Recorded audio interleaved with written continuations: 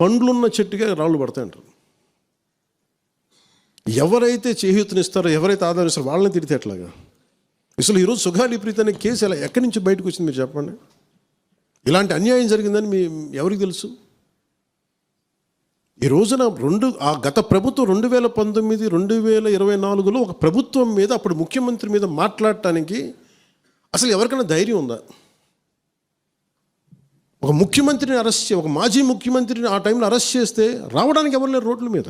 అలాంటి పరిస్థితుల్లో ఓడిపోయి 2 చోట్ల ఓడిపోయి ఉన్న ఒక ఎమ్మెల్యే వాళ్ళ పార్టీకి వెళ్ళిపోతే ఏ మానసిక స్థైర్యం, ఏ ధైర్యం, ఏది ఉంటుంది చెప్పండి ఎవరికైనా? మరి అలాంటి సమయంలో నేను ఒక తల్లి పడ్డ వేదన తీసుకున్నా.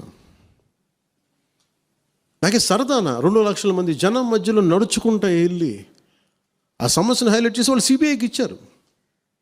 సిబిఐకి ఇస్తే మన ఇంటర్నల్ పేపర్ వర్క్ మనకి ఎలా తెలుస్తుంది?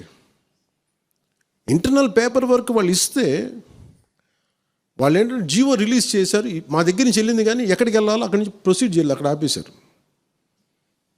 హోంశాఖ నుంచి వెళ్ళింది సెక్రటేరియట్లో ఎక్కడో నెక్స్ట్ ఫైల్ ఢిల్లీకి వెళ్ళాల్సిన అక్కడ ఆపేశారు. మేము హోంమంత్రికి మేము సిబిఐకి పంపించేసాం అంటే లెటర్ చేశారు, లాక్ చేసి లాకర్లో పెట్టారు. ఇది జరిగింది. ఈ ప్రాసెస్లో ఏం చేశారు, వాళ్ళకి ఈ కేసు కొంచెం సెన్సిటివ్ కేసు కాబట్టి మీకు చెప్తాను.